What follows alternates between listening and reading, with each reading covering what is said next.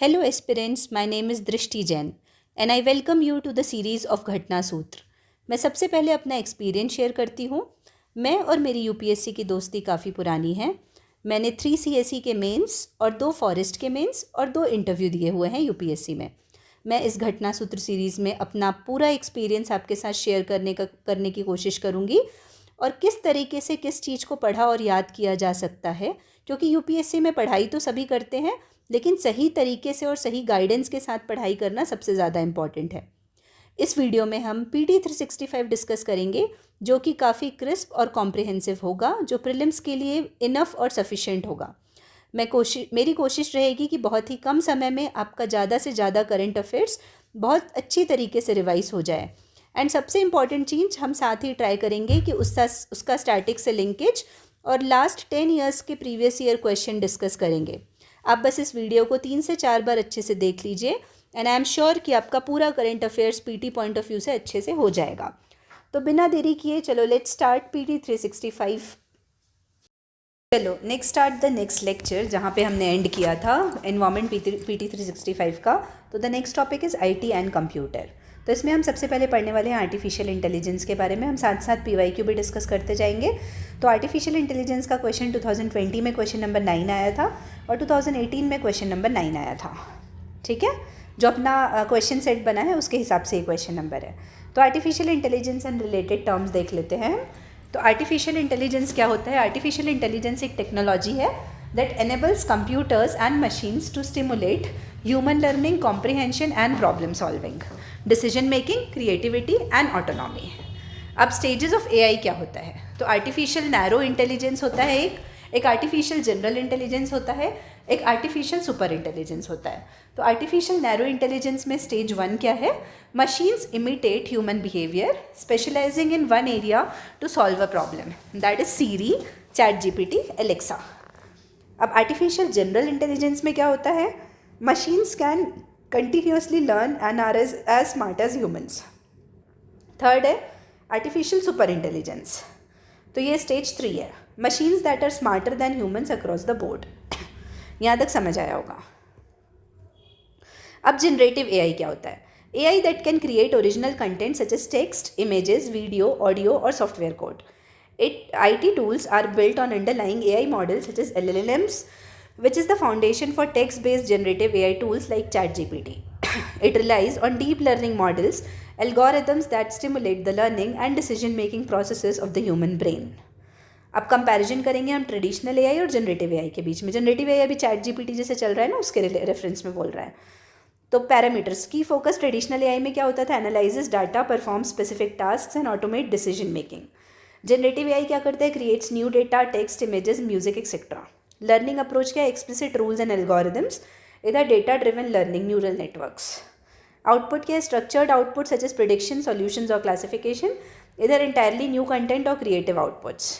इधर अडेप्टेबिलिटी में क्या है? Require manual intervention and reprogramming, इधर automatically adjust and improve it's performance over time. अब लार्ज लैंग्वेज मॉडल्स क्या होते हैं?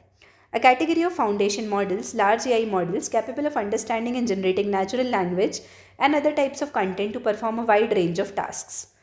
These work by learning patterns from vast amount of data and interpreting human language. तो basically ये human language को interpret करता है और उस नॉलेज के बेसिस पे आगे की फर्दर स्टडी करता है। They are typically based on a type of neural network called transformer architecture. तो किस पे बेस्ड रहता है ये? ट्रांसफॉर्मर आर्किटेक्चर पे, and consist of multiple layers of neural networks and self-attention mechanism that enable them to learn patterns. अब उसी तरीके से मशीन लर्निंग क्या होती है? A component of AI that enables AI to imitate the way that humans learn, gradually improving its accuracy.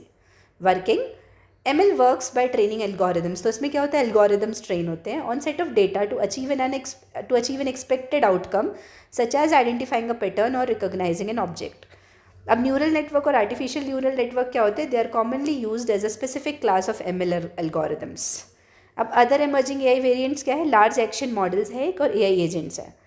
N AI model that can understand and execute complex task by translating human intentions into action. AI agents में AI agents can engage in real time multi modal text, image और voice interactions with humans. They perceive their environment via sensors.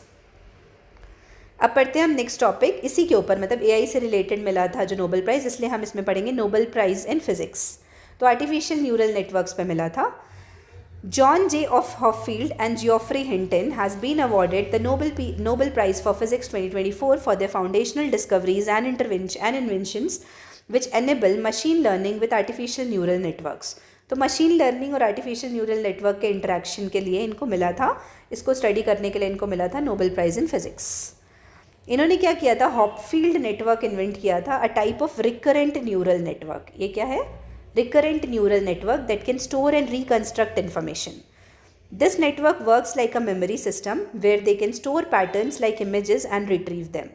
The network relies on Donald Hebb's hypothesis when neurons act together, they can enhance the network's capability to process and store information.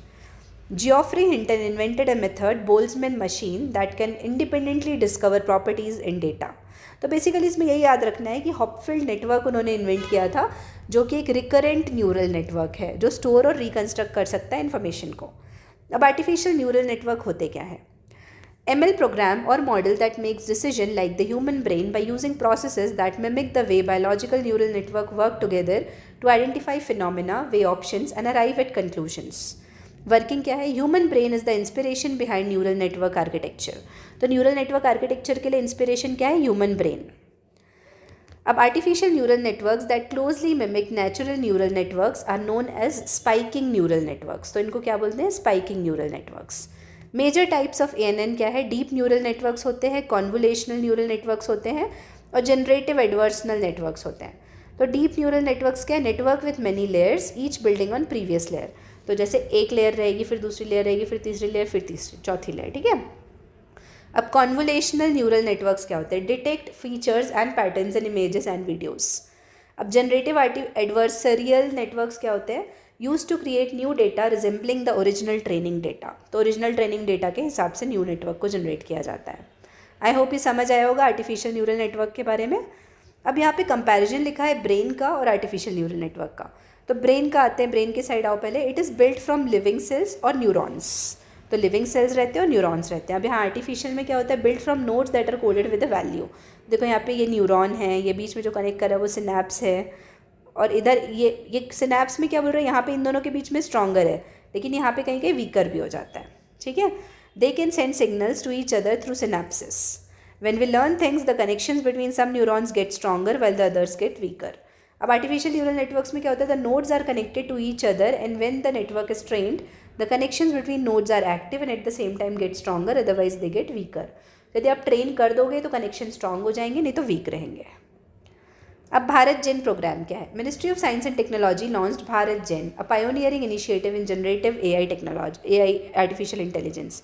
तो Ministry of Science and Technology का program है भारत जेन, generative AI के ऊपर। अब भारत जेन program क्या है? A multimodal LLM project focused on creative generative AI systems that can generate high quality text and multimodal content, audio and imagery in various Indian languages. Aim and purpose क्या है? To revolutionize public service delivery and boost citizen engagement. तो citizen engagement इससे बढ़ेगा, और वैसे भी अभी trend ही उसका है जनरेटिव AI का, तो अपन को उसमें फोकस तो करना ही पड़ेगा।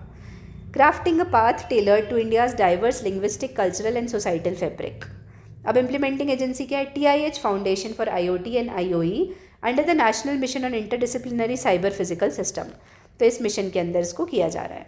टाइमलाइन क्या है? Project is expected to be completed in 2 years। तो 2 साल में कंप्लीट हो जाएगा, जुलाई 2026 तक। Bharat data Sagar aims at establishing a vast repository of India centric data that ensures that AI models are deeply rooted in country's unique context, ठीक है। अब आते हैं national mission on interdisciplinary cyber physical system. ये कॉम्प्रिहेंसिव मिशन है जो कि 2018 में अप्रूव किया गया था, to promote translational research in cyber physical system and associated technologies. Implementing agency क्या है? Department of Science and technology है। अब अदर इनिशिएटिव्स देखते हैं अपन, to promote AI ecosystem in India. India AI mission implemented by India AI independent business division under Digital India Corporation under the Ministry of Electronics and Information Technology. National AI portal क्या है? Joint venture by MeitY, national e-governance division and NASSCOM। AI research analytics and knowledge dissemination platform Airawat, जो कि था news में, for providing a common compute common compute platform for AI research and knowledge assimilation. ठीक है, अब next है global partnership on artificial intelligence GPAI to guide the responsible development and use of AI। India as a founding member. और एक और है national AI skilling program Yuva AI initiative for skilling in capacity building, Srijan Gen AI centre of excellence. तो I hope ये समझ आया होगा। इसमें एक चीज़ ये बच गई थी कि की फीचर्स क्या है भारत जैन के। Multilingual and multi modal models हैं, भारतीय डाटा सेट बेस्ड ट्रेनिंग है और ओपन सोर्स प्लेटफॉर्म है। ये इंपॉर्टेंट है, ओपन सोर्स प्लेटफॉर्म है, कोई भी यूज़ कर सकता है। Next topic is facial recognition technology. NITI Aayog released white paper responsible AI for all on facial recognition technology. अब फेशियल रिकॉग्निशन टेक्नोलॉजी होती क्या है? An AI system that allows identification or verification of a person based on certain images or video data using complex algorithms। तो क्या करता है, किसी के चेहरे को आइडेंटिफाई करना किसी एल्गोरिदम को यूज़ करके इस बेसिकली फेशियल रिकॉग्निशन टेक्नोलॉजी। इसका दो पर्पज़ होता है। First is 1:1 verification of identity. Facial map is obtained for matching it against the person's photograph on a database. Example 1:1 is use to unlock phones. ठीक है, phone को unlock करने के लिए जैसे। फिर 1:1 identification of identity, verification against entire database to identify the person in the photograph और video.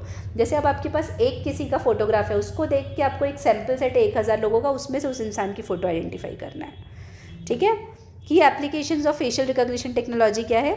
Security related issues, तो लॉ एंड ऑर्डर एनफोर्समेंट के लिए है। तो identification of persons of interest और मिसिंग पर्सन। सेकेंड है क्राउड कंट्रोल, जिसको बोलते हैं दिव्य दृष्टि। Second, non-security related issues. Uses, verification and authentication of individual identity for access to products, services, etc. Example, using Aadhaar card for authentication based on facial recognition. Next है airports में use करते हैं। Example, contactless boarding at airports through DigiYatra. और third है banking, facial recognition is safer as there are no passwords for hackers to compromise. ठीक है, I hope ये समझ आया होगा। फिर अदर डेवलपमेंट्स में आओ इसी से AI से रिलेटेड, तो deep fakes. The Election Commission of India has warned parties against using AI-based tools to create deep fakes that distort information or propagate misinformation. तो इलेक्शन कमीशन ऑफ इंडिया ने warn किया है deep fake से related issues के लिए। अब deep fakes होती क्या है? Refer to synthetic media, usually images and videos created using AI and deep learning technologies. Working क्या? It differs from shallow fake which uses conventional technologies to create altered media. तो deep images वगैरह ऐसे use करते हैं, synthetic media को use करते हैं जिसमें ऐसे लगता है कि पूरा फेक है। शैलो फेक में क्या होता है, कन्वेंशनल टेक्नोलॉजी को यूज़ करते हैं। अब वर्किंग क्या है? It uses generative adversarial networks GAN को यूज़ करते हैं to analyse and synthesise audio visual content. अब एप्लीकेशन क्या है डीप फेक के? Natural and accurate dubbing in movies and TV shows, training simulations in field such as medicine, aviation et cetera. अब measures to counter deep fakes क्या क्या? Section 66D of information technology act 2000 provides for punishment for cheating by impersonation using any communication device. Rules 31B and 32B of information technology intermediary guidelines and digital media ethics code rules 2021 mandate social media intermediaries to observe due diligence to not host obscene content, deceives or misleads the addressees, etc. ठीक है, तो ये अलग अलग rules बने हैं deep fake के ऊपर। नेक्स्ट है Sarah, SARAH। WHO unveiled a digital promoter prototype SARAH harnessing generative AI for public health. तो SARAH क्या है? Provides information across major health topics. Health topic के लिए मतलब एक बुलेटिन है जहाँ पे पूरा इन्फॉर्मेशन रहता है, including healthy habits and mental health. Supports developing better understanding of risk factors for some leading causes of death. Example, cancer, heart disease, lung disease and diabetes. तो सारा समझ आओगे कि पोर्टल है, सब चीज़ का इन्फॉर्मेशन मिल जाता है जहाँ पे। अब यहाँ पे ना अपन को AI में जो हमने देखा जो क्वेश्चन आया है 2020 और 2018, तो 2020 और 2018 में, ठीक है, एक सेकेंड, 2020, एक मिनट मुझे निकाल लेने दो।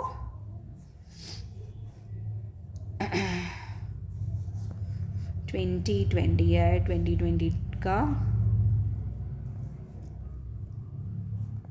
और 2018। हाँ देखो, 2020 का क्वेश्चन नंबर 9 निकालना है, ठीक है। क्वेश्चन नंबर 9 ये बोलता है कि with respect to present state of development artificial intelligence effectively do which of the following. तो आर्टिफिशियल इंटेलिजेंस अभी के प्रेजेंट स्टेट में क्या क्या कर सकता है? तो first is bring down electricity consumption in industrial units. Second is create meaningful short stories in songs. फिर डिसीज डायग्नोसिक, फिर टेक्स्ट टू स्पीच कन्वर्जन, फिर wireless transmission of electrical energy. तो अब इसमें देखो ऑप्शन है 1 2 3 4 5, इसमें ये सब पूरे ही काम कर सकते हैं, इसलिए 1 2 3 4 5। अब 2018 में आ जाओ। 2018 का भी क्वेश्चन नंबर 9 है, ठीक है, 1 मिनट वेट करना। 2018 का क्वेश्चन नंबर 9 ये आ गया अपन। क्वेश्चन नंबर 9 में बोल रहा है, ये ऑप्शंस दिए हुए हैं, ठीक है, 1 2 एंड 3। तो बेले 2 एक्सपेरिमेंट बोला आर्टिफिशियल इंटेलिजेंस से रिलेटेड है, ब्लॉकचेन टेक्नोलॉजी डिजिटल या क्रिप्टो करेंसीज और क्रिस्पर कैस9 पार्टिकल फिजिक्स से।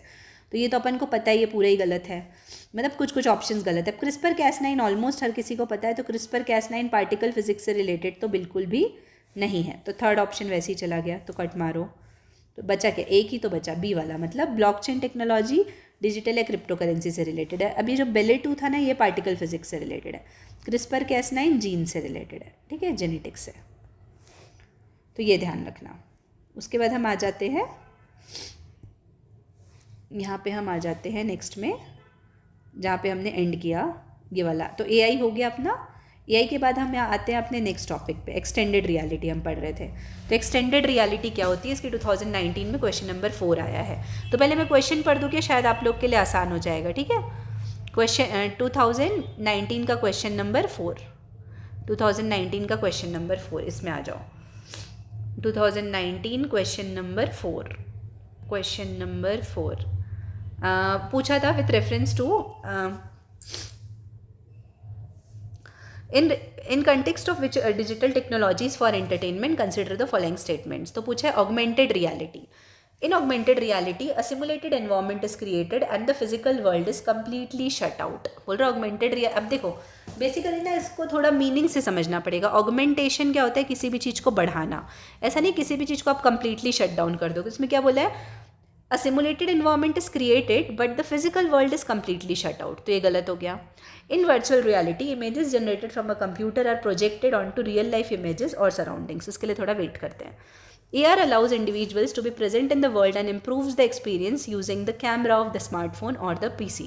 तो ये ऑगमेंट किया ना, बेसिकली आप वर्ल्ड में रहो लेकिन उस चीज़ को और अच्छे तरीके से देखो जिसके ऑगमेंटेशन हो। VR closes the world and transposes an individual providing complete immersion experience। तो VR क्या है? वर्चुअली आप मतलब किसी और दुनिया में हो। तो ये भी सही है। तो बेसिकली 3 4 सही है अपना। यहाँ पे देखना है 3 4 वाला कोई ऑप्शन है क्या? कोई नहीं है, सिर्फ यही है। तो 3 और 4। अब ये क्या किया है? ये वाला ना फर्स्ट और सेकंड को चेंज कर दिया। तो ये इसका आंसर है, ये इसका आंसर है, ठीक है। कि वर्चुअल रियलिटी में कम्प्लीटली शट आउट हो जाता है, ऑगमेंटेड रियलिटी में उससे और एनहांस हो जाती है फीलिंग्स, ठीक है। अब आते हैं, हम इस चीज़ को पढ़ लेते हैं कि एक्सटेंडेड रियलिटी है क्या। Extended reality is an umbrella term encapsulating augmented reality, virtual reality and mixed reality.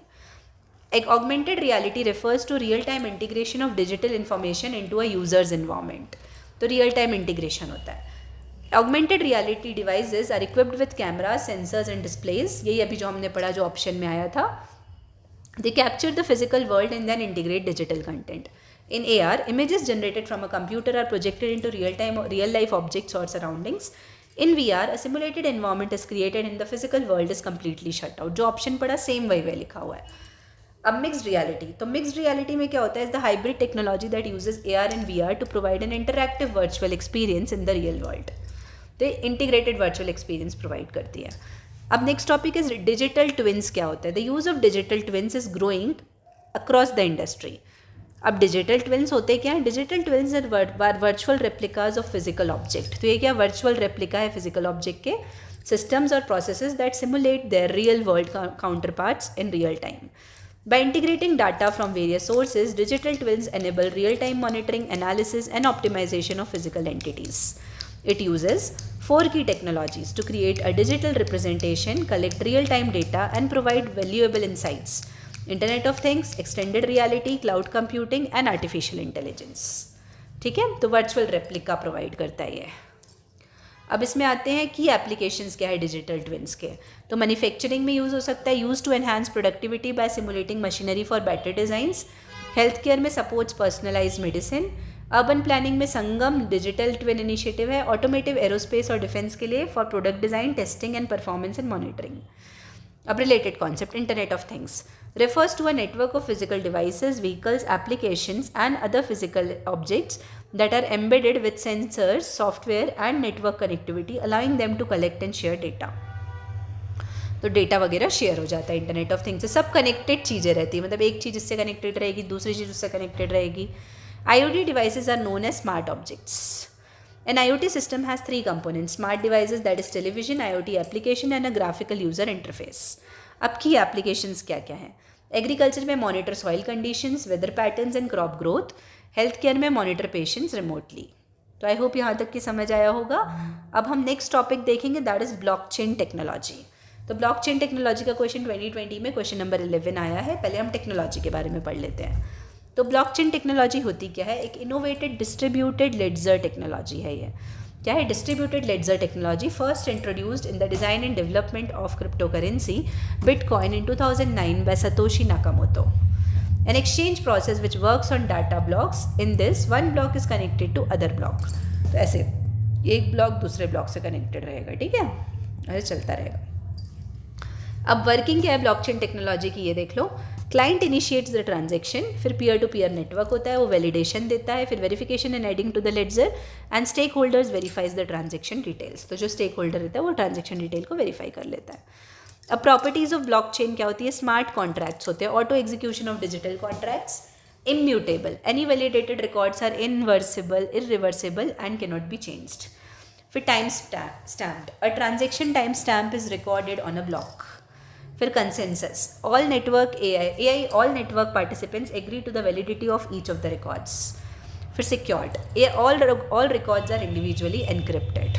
तो ये सब क्या होते हैं? इंडिविजुअली एनक्रिप्टेड भी होते हैं. अब पोटेंशियल एप्लीकेशन क्या है ब्लॉकचेन टेक्नोलॉजी का? Crypto currency. तो Bitcoin, Ethereum, Litecoin, Ripple. Voting system में यूज़ हो सकता है, facilitate features such as voter identification, eligibility checks et cetera. फिर है intellectual property protection. Example, companies can use blockchain technology to manage their trademarks and patents. और क्या कर सकते हैं? सप्लाई चेन मैनेजमेंट, जैसे enable more efficient communication between stake holders, law enforcement, banking et cetera. इसमें blockchain का एक और वो है इनिशिएटिव टाइप का, वो देख लेते हैं, ब्लॉकचेन स्टॉक. फिर PYQ देख लेंगे ब्लॉकचेन का. विश्वास्य, ठीक है, national blockchain technology stack. Union Ministry of Electronics and Information Technology (MeitY) has launched Vishwas national blockchain technology stack. तो MeitY ने क्या अनवील किया है? NBF Lite, light weight blockchain platform, a blockchain sandbox platform for startups and academia. Pramanik, a blockchain enabled solution for verifying the origin of mobile apps. अभी Vishwas national blockchain technology stack के बारे में क्या है? Offers blockchain as a service. जैसे software as a service होते हैं ना, वैसे blockchain as a service with a geographically distributed infrastructure designed to support various permissioned blockchain-based applications. Blockchain as a service is a third-party cloud-based infrastructure and management that organizations and business use for developing and managing blockchain applications. Part of National Blockchain Framework provided under the National Strategy on Blockchain. अब key features क्या है? Rapid end-to-end permissioned blockchain application development and deployment. And ready to use security audited blockchain containers for production setup. तो मुझे लगता है आपको ये blockchain वाला कॉन्सेप्ट तो काफ़ी अच्छे से समझ आ गया होगा. एक बार ब्लॉकचेन वाला क्वेश्चन देखते हैं. 2020 में क्वेश्चन नंबर 11 आया है, ठीक है. ये कौन से ईयर का है? 2020 क्वेश्चन नंबर 11. तो अब यहाँ आ जाते हैं अपन, ये है blockchain. With reference to blockchain technology consider the following statements. It is a public ledger that everyone can inspect but which no single user controls. सही बात है, पब्लिकली इसको कोई भी इंस्पेक्ट कर सकता है, लेकिन एक सिंगल यूज़र नहीं कर सकता control. The structure and design of blockchain is such that all data in it are about crypto currency only. तो बोल रहे हैं कि ब्लॉकचेन का ऐसा है कि उसमें पूरा डाटा सिर्फ क्रिप्टो करेंसी पे है, तो ये तो गलत है ना. About crypto currency only. Third है, application that depend on basic features of blockchain can be developed without anybody's permission. अब जो एप्लीकेशन है that basic features of blockchain पे डिपेंड करते हैं कि ये इसमें अच्छी प्राइवेसी होती है, ये होता है, वो होता है, तो वो मतलब बिना किसी के परमिशन के आप कर सकते हो. तो सही बात है. तो इसलिए इसका आंसर हो गया 1 and 3. ठीक है. अब हम आते हैं नेक्स्ट टॉपिक, दैट इज़ हम जो ये पढ़ रहे थे ब्लॉकचेन के बाद, वेब 3.0. ठीक है, वेब 3. तो India share of global pool of Web3 developers has increase from 3% in 2018 to 12% इन 2023. अब Web3 क्या है? Third generation of world wide web, enables peer-to-peer transaction and interactions without intermediaries, provides a version of web where users have a financial stake and more control over web. तो basically ज़्यादा control हो जाता है web के ऊपर. enables people to control their own data, तो खुद अपना डेटा कंट्रोल कर सकते हैं. includes cryptocurrencies, non fungible tokens, तो क्रिप्टो करेंसी भी आ जाती है इसमें, नॉन फंजिबल टोकन भी आ जाते हैं. In the Web3 world there can be blockchain based social networks. और ये ऑपरेट कौन करता है? Operated by users collectively rather than a corporation. तो अभी 2022 में क्वेश्चन नंबर 7 में आया है. कब आया है? 2022 में क्वेश्चन नंबर 7. तो मैं एक बार निकाल लेती हूँ 2022 का क्वेश्चन नंबर 7. ये था 2021. देखो साइंस एंड टेक के कितने ज़्यादा क्वेश्चंस आ रहे हैं, इसलिए आप लोग को कितने अच्छे से पढ़ना है. अब वेब 3.0 के बारे में consider the following statements. Web 3.0 technology enables people to control their own data. सही बात है, अभी हमने पढ़ा. In web 3.0 world there can be blockchain based social networks, यही स्टेटमेंट लिखा हुआ था. Web 3.0 is operated by users collectively rather than a corporation. तो यही बोला है कि कॉर्पोरेशन नहीं करता है, कलेक्टिवली यूजर्स करते हैं. तो इसलिए 1, 2 और 3 स्टेटमेंट इसका सही हो गया. ठीक है, एक सेकेंड. अब यहाँ पे आ जाते हैं हम. नेक्स्ट यहाँ पे पढ़ना रहेगा हमको बिटकॉइन हार्विंग.